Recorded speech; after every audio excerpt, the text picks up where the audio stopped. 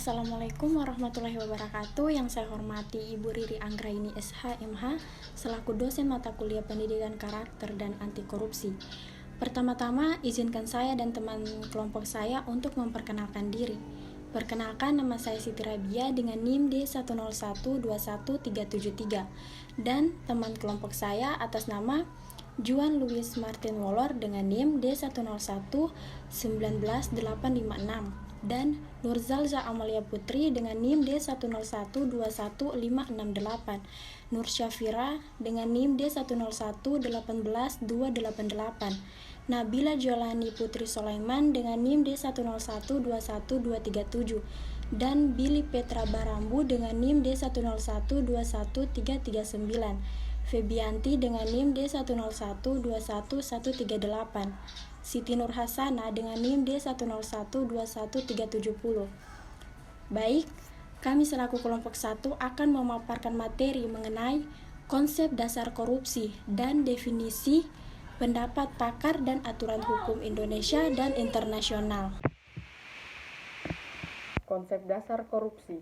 Secara umum, pengertian korupsi adalah semua tindakan tidak jujur yang memanfaatkan jabatan atau kuasa untuk mendapatkan keuntungan bagi pribadi atau orang lain. Di Indonesia, tindakan korupsi diatur dalam Undang-Undang 31 Tahun 1999 tentang pemberantasan tindak pidana korupsi.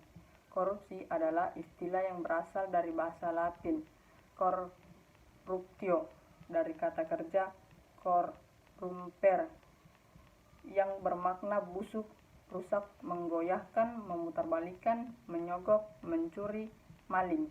Menurut Kamus Oxford, pengertian korupsi adalah perilaku tidak jujur atau ilegal, terutama dilakukan orang yang berwenang.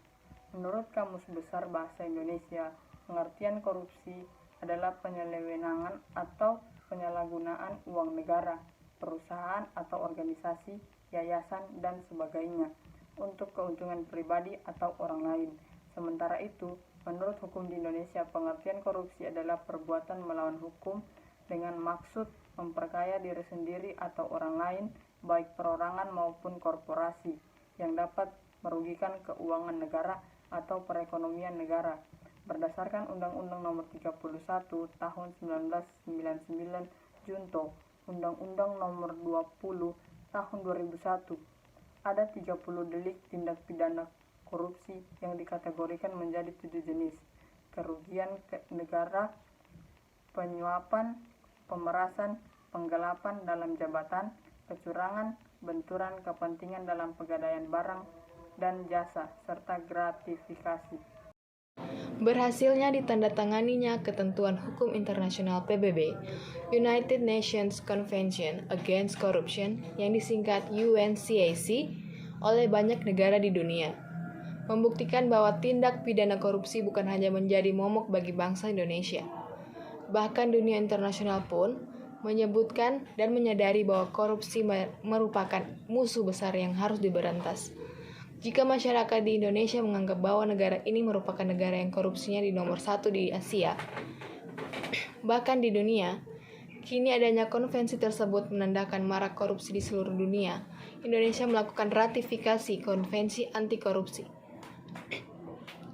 Kedua, LSM yang fokus terhadap pemberantasan korupsi ini mendesak pemerintah Indonesia untuk meratifikasi konvensi anti korupsi PBB, United Nations Convention Against Corruption, atau disingkat UNCAC. Hal ini untuk mempermudah upaya pemberantasan korupsi di Indonesia. Salah satu keuntungan yang diperoleh Indonesia adalah kemudahan melakukan ekstradisi para koruptor yang menyimpan hasil kejahatannya di negeri-negeri tetangga, seperti Singapura yang selama ini kita kenal sebagai tempat paling aman untuk menyembunyikan hasil kejahatan korupsi. Pemerintah Indonesia menandatangani Konvensi Anti Korupsi di Markas Besar PBB, New York, tanggal 18 Desember 2003, dan telah diratifikasi oleh pemerintah Indonesia dalam Undang-Undang Nomor 7 Tahun 2006 tentang pengesahan UNCAC 2003. Selama ini, kita masih kesulitan untuk melakukan pengembalian aset atau aset recovery para koruptor yang telah berada di luar negeri. Dengan meratifikasi konvensi tersebut, Indonesia bisa menggunakan konvensi tersebut sebagai instrumen baru dalam rangka aset recovery. Kejahatan korupsi sudah masuk kejahatan transnasional yang pelakunya bisa lari kemana saja dan uangnya bisa disimpan di mana saja. Sehingga untuk mengatasi tidak jarang dibutuhkan kerjasama dengan negara-negara lain. Konsep dasar korupsi. Berikut adalah pengertian korupsi dari beberapa ahli dan dalam undang-undang sebagai berikut. Yang pertama ada Nurjana 1990. Menurut Nurjana, kata korupsi berasal dari bahasa Yunani, yaitu corruptio, yang memiliki arti perbuatan yang tidak baik, buruk, curang, dapat disuap, tidak bermoral, menyimpang dari kesucian, melanggar norma-norma agama, mental, dan juga hukum. Berikut Undang-Undang Nomor 20 Tahun 2001. Dalam Undang-Undang Nomor 20 Tahun 2001, korupsi merupakan tindakan yang melawan hukum, yang bertujuan untuk memperkaya diri sendiri, orang lain, atau korupsi juga dapat mengakibatkan kerugian terhadap negara atau perekonomian negara. Berikut Undang-Undang Nomor 24 Tahun 1960. Dalam Undang-Undang Nomor 24 Tahun 1960, korupsi merupakan perbuatan seseorang yang telah melakukan kejahatan atau dilakukan dengan menyalahgunakan jabatan atau wewenangnya. Berikut ada Kartono 1983. Kartono mendefinisikan korupsi, yaitu tingkah laku salah satu individu yang memakai wewenang dan jabatan yang digunakan untuk mengeduk keuntungan demi kepentingan pribadi dan atau merugikan kepentingan umum dan negara.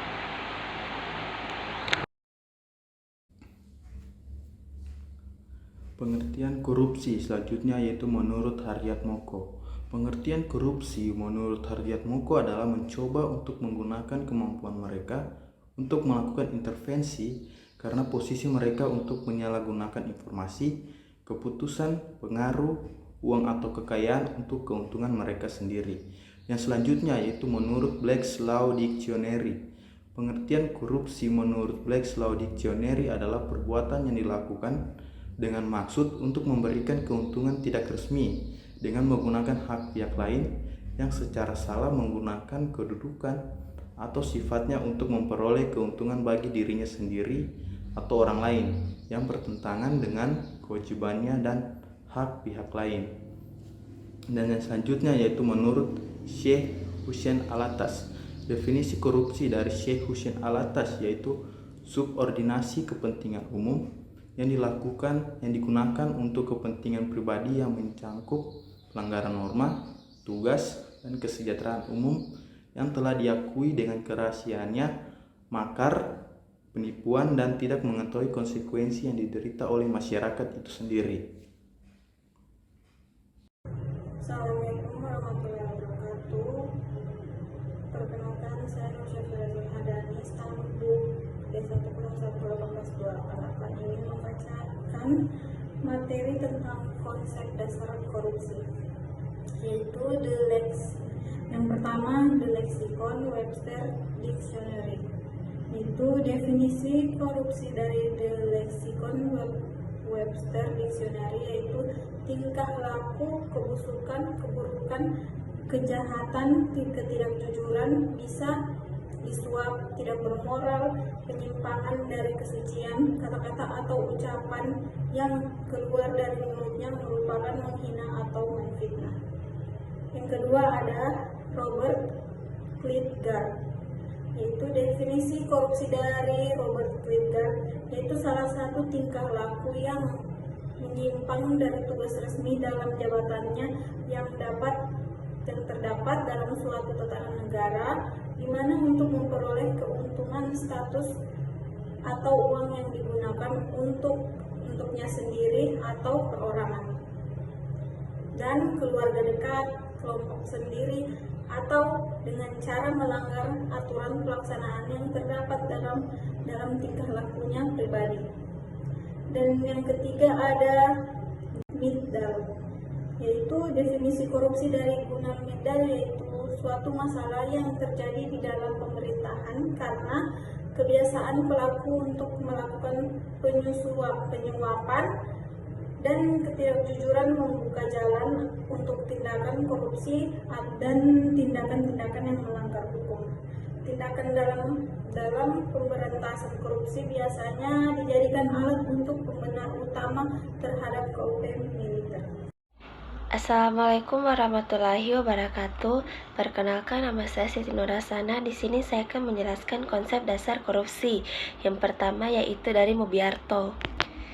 Definisi korupsi dari Mubiarto adalah yaitu suatu masalah politik lebih pada ekonomi yang menyentuh keabsahan atau legitimasi pemerintah di masa generasi muda, kaum elit terdidik dan para pegawai umumnya.